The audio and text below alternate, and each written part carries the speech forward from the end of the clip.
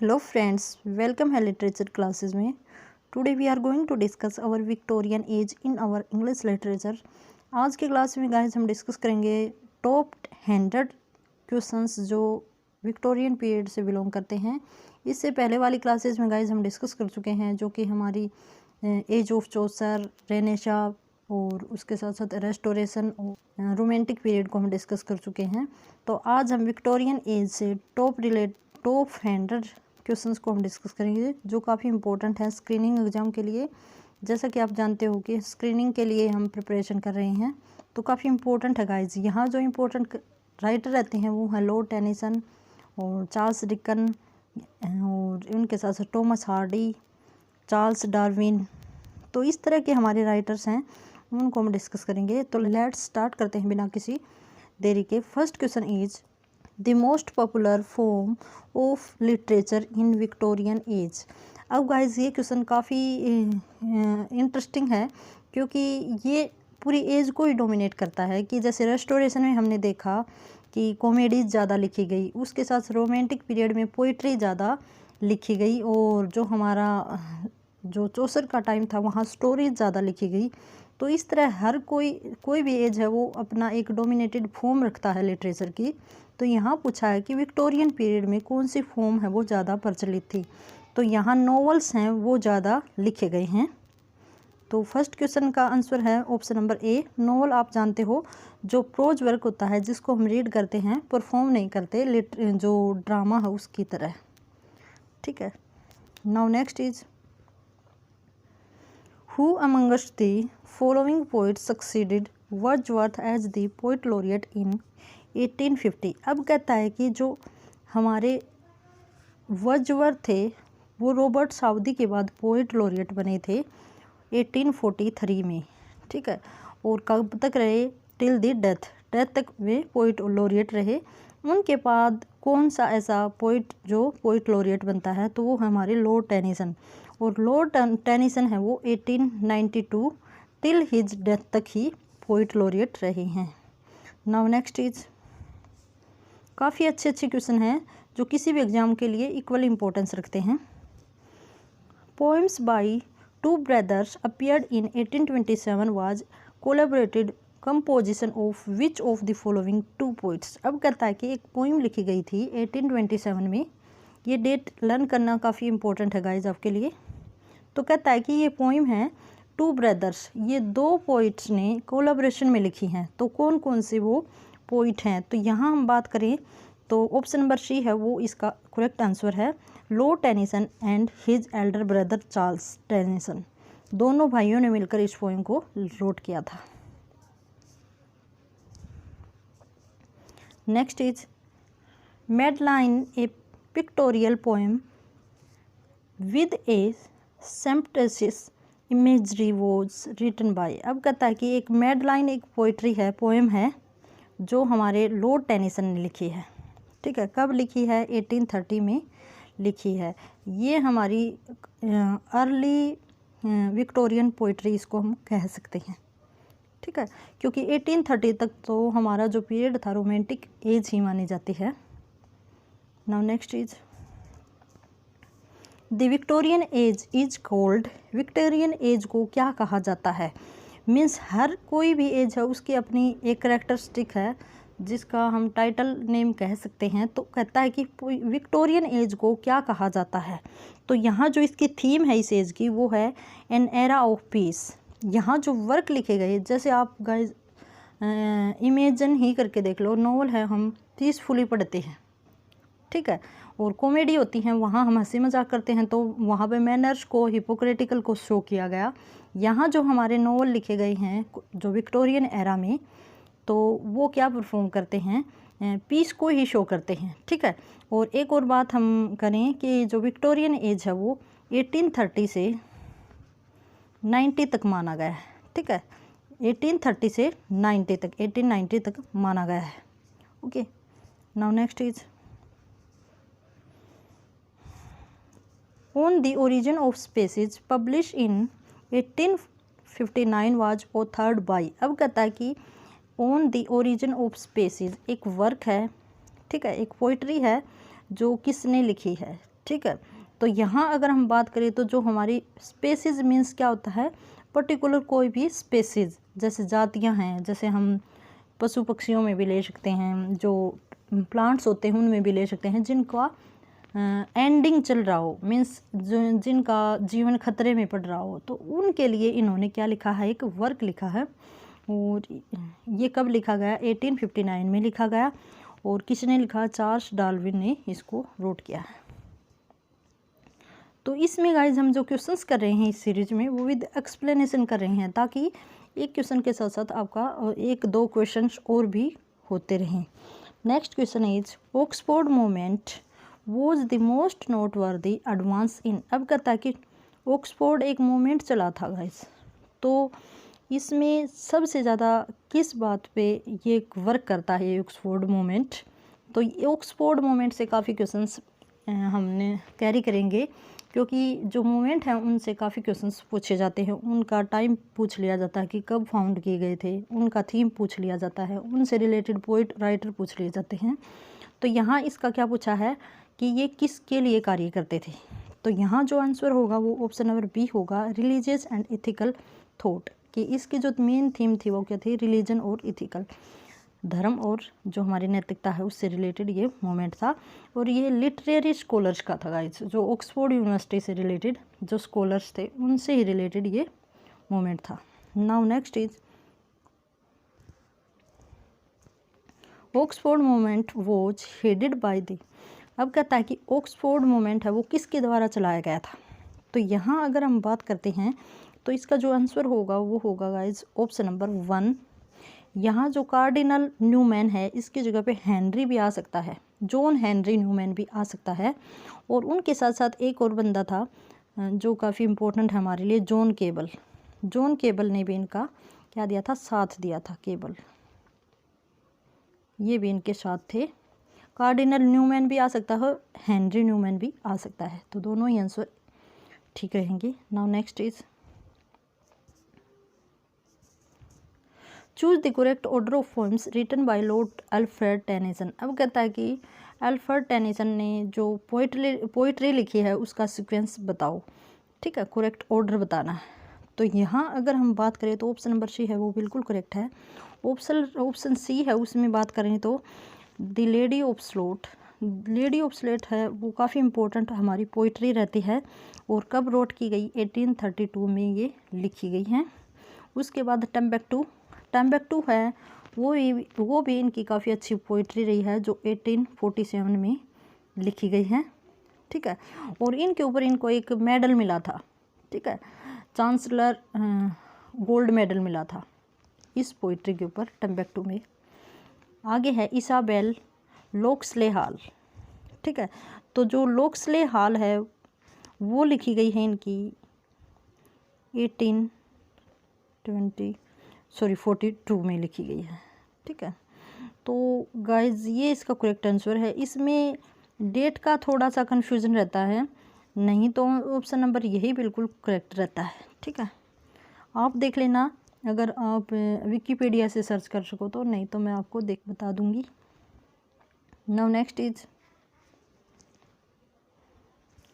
Tennyson's The Princess is a socio-comic attempt to handle the theme that was then known as। अब कहता है कि एक princess है उसकी एक थीम है, तो वो किसके ऊपर बेस्ड है, ठीक है। जो थीम करेक्टर है या हम कहें थीम है वो क्या है। तो यहाँ हम बात करें तो जो हमारा 10th नंबर का क्वेश्चन है, इसका जो थीम है वो है द न्यू वुमेन। और जो प्रिंसेस है वो लिखी गई है 1847 में रोट की गई है। डेट वाइज हमें लर्न करना है, इसीलिए मैं हर एक जो हमारे वर्क है उनकी डेट आपके साथ शेयर कर रही हूँ। Now next is Tennyson wrote the princess इन। अब कहता है कि प्रिंसेस है वो किस फॉर्म में लिखी गई है। तो इसका जो फॉर्म है वो क्या होगा, द ब्लैंक वर्स में ही रोट की गई है, 1847 में रोट की गई थी। नाउ नेक्स्ट इज तो फ्रेंड्स, जैसे कि आप जानते हो कि हम जो हमारी प्रिपरेशन कर रहे हैं वो स्क्रीनिंग एग्ज़ाम को टारगेट करके कर रहे हैं। और ये जो हमारी वीडियोज़ हैं वो किसी भी एग्ज़ाम में आपकी काफ़ी ज़्यादा हेल्प करने वाली हैं। काफ़ी अच्छे क्वेश्चंस मैंने सेलेक्ट करके आपके लिए मैं लेके आती हूँ, और आप मेरे साथ साथ प्रैक्टिस करिए और कंटिन्यू अपनी जो प्रिपरेशन है उसको रखिए। Now next is in memoriam is a long series of meditations upon the death of. अब कहता है कि इन मेमोरियम है वो एक लॉन्ग सीरीज पोएम है, तो ये किसकी याद में, क्योंकि गाइज ये एक एलेजी टाइप की पोएम है, तो ये किसकी याद में ये पोएम लिखी गई है। तो इसका जो करेक्ट आंसर होगा वो होगा ऑथर हेनरी हेलम के डेथ के ऊपर ये लिखी गई है। कब लिखी गई थी? 1840 में रोट की गई थी। काफ़ी इंपॉर्टेंट, वेरी वेरी इंपॉर्टेंट इनका ये वर्क रहता है इन मेमोरियम, काफ़ी क्वेश्चंस आते हैं इससे। Now next is he could not see the kindly human face नor ever hear a kindly voice, but heard the myriad shriek of wailing ocean fowl, the long roller thundering on the reef। अब कहता है कि ये identify the title of the poem from which these line have been extracted. अब कहता है कि ये लाइन्स हैं वो किस पोएम से ली गई हैं। तो इसकी अगर हम बात करें तो ये इनोक आर्डन से ली गई हैं, इनोक आर्डन से ली गई है। इनोक आर्डन की अगर हम बात करें तो एक लॉन्ग पोएम सीरीज है जो कि 1862 से 1864 के बीच में रोट की गई है। Now next is Lord Tennyson's Harold is. अब कहता है कि होराल्ड जो इनका वर्क है वो किस फॉर्म में लिखा गया है। तो इसकी अगर हम बात करें तो ये ड्रामा की फॉर्म में ये वर्क लिखा गया है। कब लिखा गया है? 1876 में ये रोट किया गया है। तो काफ़ी इंपॉर्टेंट है, जो हमारे लॉर्ड टेनिसन हैं इस एज को डोमिनेट करते हैं। आगे चलते हैं 15 नंबर के क्वेश्चन पे। Lord Tennyson wrote a comedy on a story from Boccaccio, identify the title of the comedy. अब कहता है कि लॉर्ड टेनिसन ने एक कॉमेडी लिखी है जो बोकासियो के वर्क के ऊपर बेस्ड है, तो उसका टाइटल क्या है? तो इसकी अगर हम टाइटल की बात करें तो ये इसका टाइटल है ऑप्शन नंबर ए दी फाल्कन। दी फाल्कन है वो एक कॉमेडी है जो 1884 में रोट की गई है। आगे चलते हैं। God save our gracious queen, long live our noble queen, God save the queen. अब ये हमारी जो विक्टोरिया, क्वीन विक्टोरिया थी उससे रिलेटेड ये बातें, ये लाइन लिखी गई हैं। Who wrote these line regarding queen Victoria, retirement from public life in his Victorian temper. अब कहता है कि जब वो रिटायरमेंट लेती है, जो क्वीन विक्टोरिया की जो उनकी पोस्ट थी, उनका टाइटल था उससे, तो ये क्वीन विक्टोरिया के ऊपर ये लाइन लिखी गई थी, स्टडी इन लिटरेरी कल्चर इसमें। ठीक है, तो कहता है कि किसने लिखी हैं ये lines.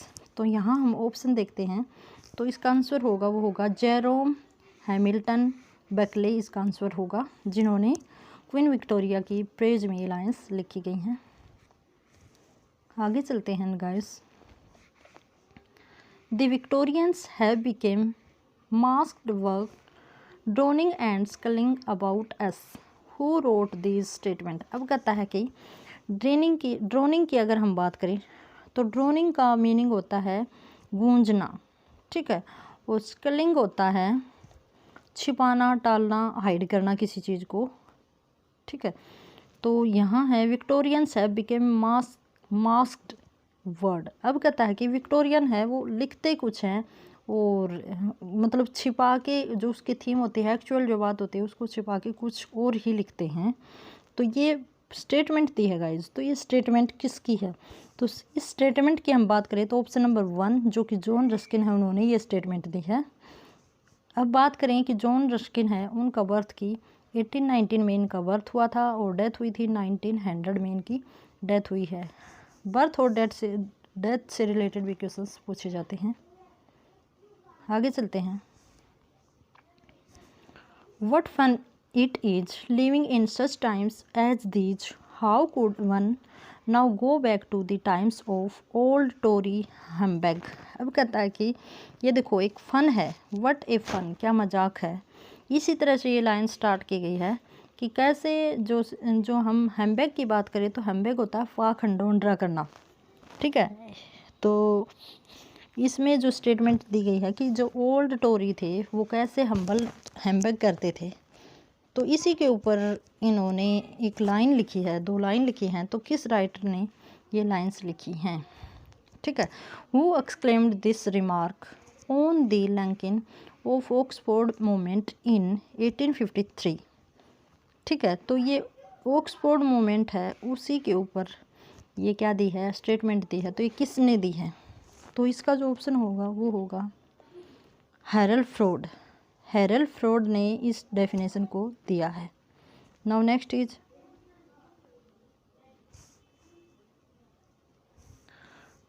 John Stuart Mill wrote which of the following books in 1848। अब कहता है कि जॉन स्टुअर्ट जो इस एज के मोस्ट इम्पोर्टेंट हमारे राइटर रहते हैं, तो उन्होंने एक बुक लिखी थी, तो वो 1848 में लिखी थी। तो वो कौन सी थी?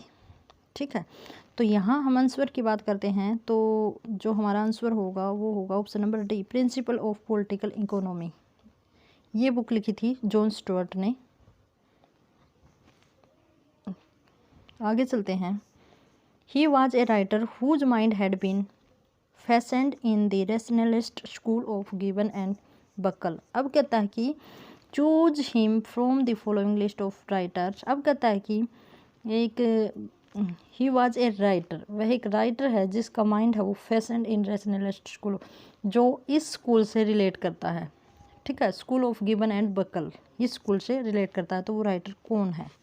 तो इसकी अगर हम बात करें 20th नंबर के क्वेश्चन की, तो option number 1 is correct, William Edward Hartpole Lecky इसका राइटर रहता है। नाउ नेक्स्ट इज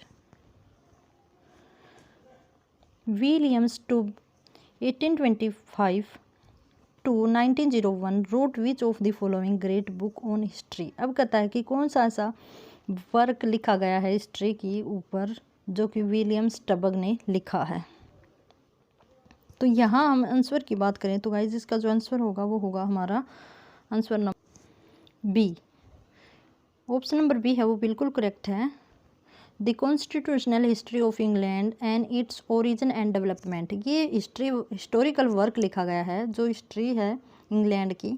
ठीक है, तो यही इसका करेक्ट आंसर है। Now next is Oxford movement is also called as. Oxford movement को और क्या कहा जाता है? तो इसकी अगर हम बात करें तो ऑक्सफोर्ड मूवमेंट को कैथोलिक रिवाइवल भी कहा जाता है, क्योंकि जो ऑक्सफोर्ड मूवमेंट था वो चर्च के ही बारे में बात करता है, चर्च की सुप्रीमिटी और उसकी ग्रेटनेस को शो करता है। तो ये चलाया गया था हमारी जो विक्टोरियन सेंचुरी थी, उस विक्टोरियन एरा थे उसमें। और पहले जो चर्च होते थे उनका अगर हम पावर की बात करें तो ओल्ड एज से पहले, सॉरी मिडल एज से पहले चर्च की काफ़ी ज़्यादा पावर थी। फिर जैसे ही जॉन वाइक्लिफ आते हैं उसके बाद चर्च की महत्ता है, ग्रेटनेस है, वो कम होती जाती है। लेकिन यहाँ आते ही जो ऑक्सफोर्ड मूवमेंट है वो इसी के ऊपर काम करता है। Now next is the expression broad church was proposed by. अब कहता है कि ब्रॉड चर्च है वो किसके द्वारा एक्सप्रेशन है वो प्रपोज किया गया है। तो ब्रॉड चर्च की फ्रेंड्स हम बात करते हैं तो ये गाइस जो चर्च है और इसके जो प्रोटेस्टेंट हैं उनके बीच का रास्ता निकालता है कि भाई ऐसे चर्च की भी सुपरमेसी को नहीं मानेंगे और जो इसके प्रोटेस्ट में है, इसके अपोज में है, उसकी भी नहीं मानेंगे। हम कोई ऐसे मिडल का रास्ता निकालते हैं जो इन दोनों के बीच का हो। तो ये लोग थे जो ब्रॉड चर्च के, वो उस धारा को, उस फिलोसफी को फॉलो करते हैं जो चर्च और प्रोटेस्टेंट होते थे उनके बीच के वे को।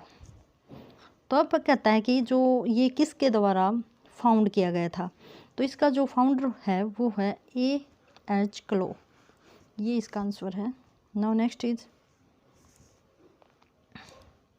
The broad church accepted to promote the cooperation of different religious and nationalists, choose the appropriate group of following writer which belonged to this moment. अब कहता है कि ब्रॉड चर्च से रिलेट करने वाले हमारे राइटर्स के बारे में बताइए। तो अब मैंने आपको पहले ही बता दिया कि ब्रॉड चर्च क्या होता है। तो इसके जो फॉलोवर हैं वो कौन कौन से हैं? Option number A Benjamin Jowett, Arthur Penrhyn और स्टेनले मार्क पैटिसन, इसके चारों ही ये क्या रहे हैं? फॉलोवर रहे हैं ब्रॉड चर्च के। आगे चलते हैं। Which of the following pairs of Victorian thinkers considered the religious problem as an object of pure science. अब कहता है कि जो रिलीजियस प्रॉब्लम है उसका हम उसको क्या मानते हैं, ऑब्जेक्ट ऑफ प्योर साइंस के मानता है। ठीक है, कि जो चीज़ हमारी जो विक्टोरियन एज के जो थिंकर हैं वो क्या मानते हैं, consider the religious problem as an religious, जो हमारे रिलीजन है उसके बीच में जो प्रॉब्लम आती है उसका उसी को क्या मानते हैं, प्योर साइंस मानते हैं ये लोग। तो ये किस किस स्टेटमेंट है, तो यहाँ अगर हम बात करें 25 नंबर के क्वेश्चन की, तो ऑप्शन नंबर डी है वो बिल्कुल करेक्ट है, reached वर्टले and rain Dickinson Hampton. ठीक है, तो ये दोनों ही क्या मानते हैं, विक्टोरियन रिलीजियस जो प्रॉब्लम है उन्हीं को प्योर साइंस मानते हैं। नाउ नेक्स्ट चीज़, क्योंकि साइंस होगा वो रिलीजन का अपोज करेगा और जो रिलीजन को खंडित करता है वही हमारा क्या है, साइंस है। Now next is who coined this term agnostic in 1869। अब कहता है कि एगोनिस्ट जो थीम है, जो टाइटल है, जो टर्म है, उसको किसने अडोप्ट किया है। तो यहाँ हम बात करें तो option number B, Thomas Huxley ने इस टर्म को दिया है। और ये टर्म क्या है, एग्नोस्टिक। तो ये टर्म है गाइज जो भगवान के बारे में मीन्स उनका दिल मानता है कि भगवान है लेकिन दिमाग मानता है कि भगवान नहीं है। तो जो इस डायलमा में पड़े रहते हैं उन्हीं का जो नाम दिया गया है एग्नोस्टिक। ठीक है,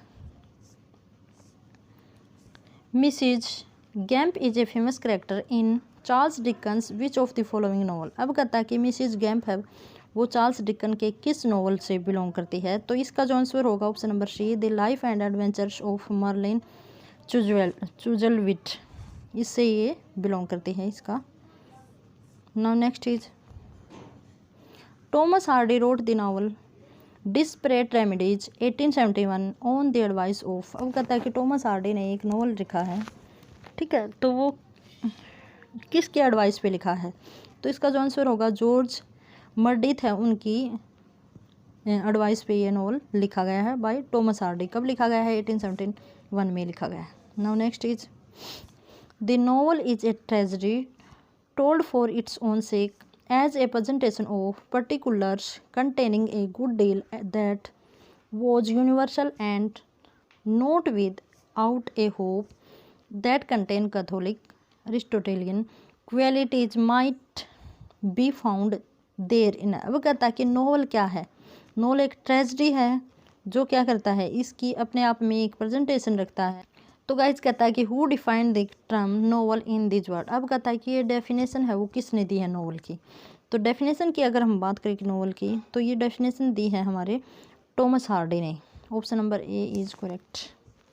now next is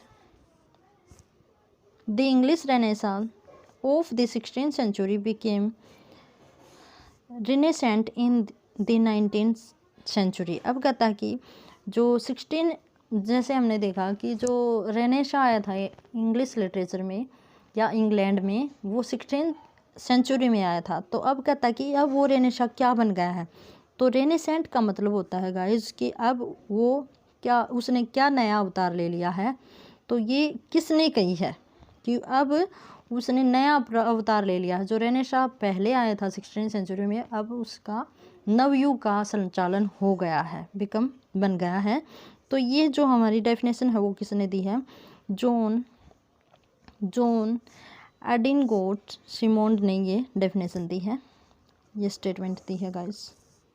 now next is let knowledge grow from more to more but more of reverence in us dwell that mind and soul according well may make one music as before who amongst the following poets prayed for his whole generation in this prayer which might be called by Victorians of vastly different intellectual persuasion। अब कहता है कि इसमें क्या कहा है कि जो विक्टोरियन लोग थे, विक्टोरियन जो पोइट थे, उन्होंने जो इंटेलेक्चुअल होती है, जो बौद्धिकता होती है, उससे हटके वर्क किए हैं। तो जो पोइट है हमारा वो प्रेयर करता है उन लोगों के लिए। तो वो पोइट कौन सा है जिसने ये चारों लाइन जिसमें प्रेयर की है विक्टोरियंस के लिए। तो इसकी अगर हम बात करें तो इसका ऑप्शन नंबर, यहाँ हम देखें तो ऑप्शन नंबर डी है, लॉर्ड टेनिसन ने इसको क्वोट किया है। Now next is identify the appropriate pair of writers who had been the active supporter of utilitarianism in politics turned their attention to the cause of free trade। अब कहता है कि ये जो पेयर है तो दो राइटर्स ऐसे हैं जिन्होंने एडवाइस या हम कहें एक्टिव सपोर्टर बने थे यूटिलिटेरियनिज्म का, मीन्स फ्री ट्रेड का। तो ये कौन कौन से थे? तो इसकी अगर हम बात करें तो इसके ऑप्शन नंबर सी के जो राइटर हैं रिचर्ड कोबडन और जॉन ब्राइट ने इसको सपोर्ट किया है, जो फ्री ट्रेड को। क्योंकि इंग्लैंड में क्या होता था, पहले जो ट्रेड होता था उस पर टैक्स लगता था, लेकिन इन्होंने क्या कहा, फ्री ट्रेड को। Now next is a great book history of civilization England was unfinished because of his premature death in 1862 who was that writer. अब कहता है कि एक ग्रेट हिस्ट्री ऑफ सिविलाइजेशन एक बुक लिखी थी गाइज, जो इंग्लैंड की हिस्ट्री की। तो वो बुक लिखने से पहले, कंप्लीट करने से पहले उस राइटर की क्या हो जाती है, डेथ हो जाती है। तो वो राइटर कौन सा था? तो इसकी अगर हम बात करें तो option number D Henry Thomas Buckle था, उन्होंने इस बुक को लिखा था जो कि अधूरी रह गई थी। Who amongst the following writers is connected with the intellectualism of utilitarians, immediate descent and by direct moral discipleship? तो यहाँ हम बात करें, वही हमारी क्या है कि फ्रीली की, फ्रीडम की यहाँ पे बात की गई है। ठीक है, तो वो किसने की है? ठीक है, नैतिकता की और फ्रीडम की।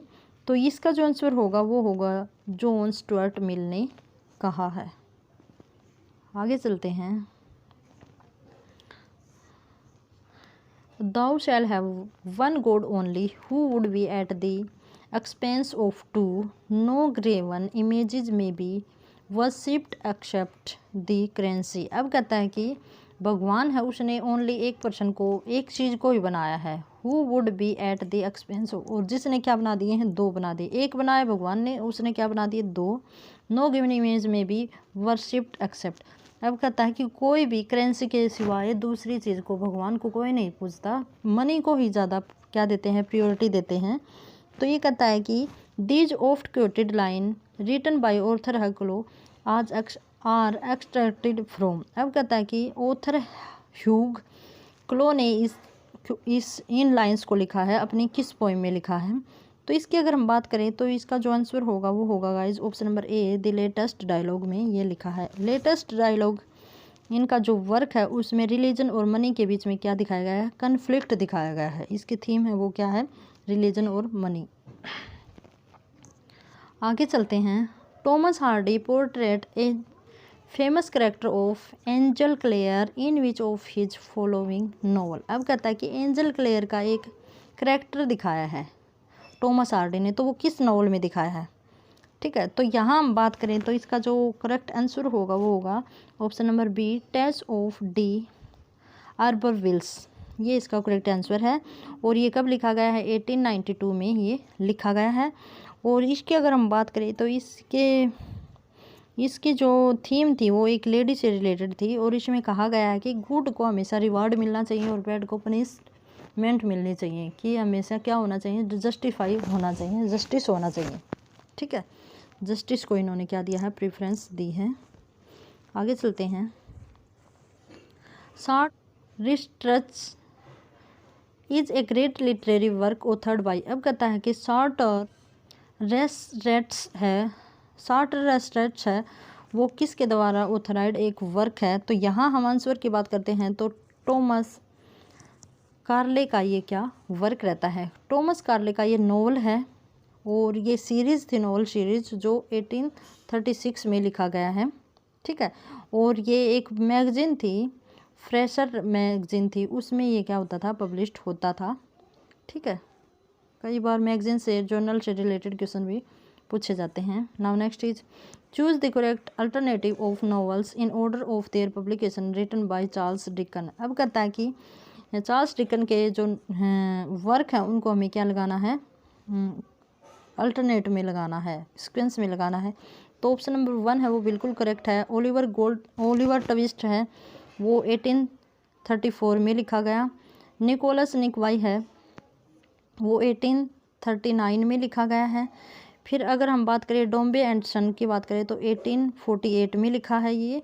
डेविड कॉपरफील्ड है वो 1850 में लिखा गया है। तो चारों ही नावल के मैंने गाइस आपको नाम बता दिए हैं, सॉरी डेट बता दी हैं, तो आपको इनको भी लर्न करना है।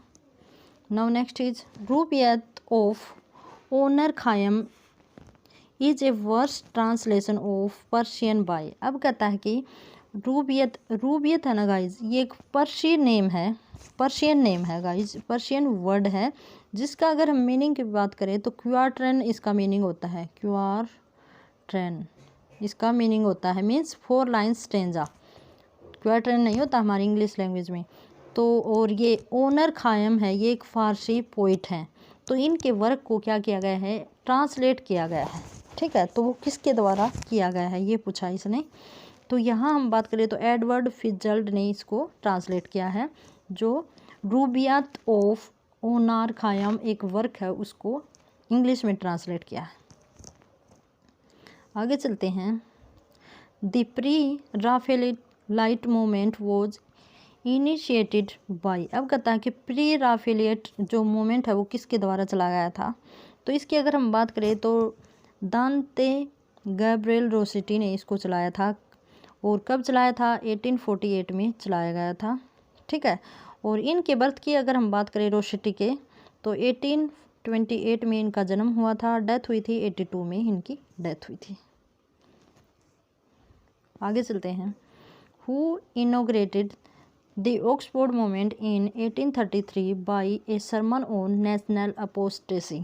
अब कहता है कि किसने जो ऑक्सफोर्ड मूवमेंट है उसका इनोग्रेशन किया था। तो गाइज हम बात करें तो ये नेशनल अपोस्टी है, ये इनका क्या है, एक वर्क है, ऐसे है। और जो इनोग्रेशन किया था वो जॉन केबल ने किया था 1833 में। आगे चलते हैं। Which great work of Thomas Carlyle was publish serially in Fraser's magazine. अभी मैंने बताया था कि फ्रेशर मैगजीन में थॉमस कार्ले का एक वर्क पब्लिश हुआ था। ठीक है, अभी आया था। तो उसकी अगर हम बात करें तो शार्ट और रिस्टर्च है उसको इन्होंने पब्लिश करवाया था फ्रेशर्स मैगजीन में। ठीक है, अभी हमने इसके बारे में बात किया था। तो काफ़ी इंपॉर्टेंट क्वेश्चन हैं गाइस आज के। आगे चलते हैं। The 7 lamps of architecture is fundamental work by. अब कहता है कि 7 लैम्प्स ऑफ आर्किटेक्चर है वो एक फंडामेंटल वर्क है जो किसने लिखा है। तो इसकी अगर हम बात करें तो option number D John Ruskin ने इसको लिखा है। कब लिखा है, 1849 में लिखा है और ये एक एस्से है। आगे चलते हैं। Which of the following poem has well been called the first pre Raphaelite poem. अब कहता है कि कौन सी पोइम को फर्स्ट प्री राफेलाइट पोइम कहा जाता है। तो इसकी हम बात करें तो कोलरिज की एक पोइम थी क्रिस्टेबल, उसी को कहा जाता है जो 1797 को पब्लिश करवाया गया था। 1797 को पब्लिश करवाई गई थी क्रिस्टेबल। आगे चलते हैं। Who is called as the last of the great Victorian. अब कहता है कि किसको लास्ट विक्टोरियन पोइट कहा जाता है। तो इसकी अगर हम बात करें ये टॉमस हार्डी हैं, पोइट हैं, एसेस्ट हैं, हिस्टोरिस्ट हैं। तो इनको क्या कहा जाता है, लास्ट ग्रेट विक्टोरियंस कहा जाता है। आगे चलते हैं। Only way to life, one faith delivered for all, one only band endowed with heaven's high call, one earnest endless strife, this is the church the eternal friend of old, who expressed these lines in his poem regarding of Oxford moment. अब कहता है कि इसमें देखो इसकी जो theme है यहाँ हम पढ़ के देखते हैं तो चर्च से और जो गॉड है उससे रिलेटेड बातें की गई हैं जो ऑक्सफोर्ड मोमेंट में की गई थी। ठीक है, तो ये किसने की हैं? तो यहाँ हम आंसर की अगर हम बात करें तो इसका जो आंसर होगा वो जॉन केबल होगा। जॉन केबल ने जो ऑक्सफोर्ड मूवमेंट के इनोग्रेशन करने वाले भी हैं, इन्होंने ही ऑक्सफोर्ड मूवमेंट का इनोग्रेशन किया था, तो इन्होंने ये कोट किया है। Heathcliff is a famous character appears इन। अब कहता है तो इसकी अगर हम बात करें तो इमली ब्रोंटे ने इसको रोट किया है, तो option number B is correct. Now next is regarding which of the following novelist Walter Allen said. She was the mother of 7 children and she had what may be called the serenity of the fulfilled। अब कहता है कि ये quotation दी गई है जो किसके द्वारा, वॉल्टर एलन के द्वारा। तो ये किसके बारे में ये कोट किया गया है? तो इसकी अगर हम बात करें तो मिसिस गॉस्कल है, उन्हीं के बारे में ये लिखा गया है। सेरेनिटी होता है गाइस पीस। आगे चलते हैं। David Cecil the critic says she stands at gateway between the old novel and the new, a massive carotid, heavy of countenance and anise of attitude, but noble, monumental, profoundly impressive। अब देखो ये किसी lady की praise की गई है, criticise किया गया किसी लेडी को। Who was the women novelist, किसके बारे में ये कहा है डेविड सेंसिल ने? तो इसकी अगर हम बात करें तो इसका जो आंसर है वो हमारा जॉर्ज इलियट के बारे में ये कहा गया है। ठीक है, जॉर्ज इलियट के बारे में। आगे चलते हैं, लास्ट क्वेश्चन है आज की क्लास का। PJ Bailey wrote at the age of 20 a philosophical epic entitled. अब कहता है कि पीजे वेली ने 20 की एज में एक फिलोसॉफिकल एपिक लिखा था, तो वो कौन सा है? तो इसका जो आंसर होगा वो फर्स्टस होगा, जो कब लिखा था 1923 में लिखा था। फिलिप जेम्स इनका फुल नेम है, फिलिप जेम्स। कब लिखा था? 1923 में लिखा था। तो गाइज इसके साथ जो आज की क्लास है वो कंप्लीट हुई। तो गाइज काफ़ी बेनिफिशियल रही होगी जो हम ये सीरीज़ चला रहे हैं आपके लिए स्क्रीनिंग एग्ज़ाम के लिए, जो काफ़ी बेनिफिशियल है किसी भी एग्ज़ाम के लिए। तो गाइज इसके साथ heavy good day and best of luck.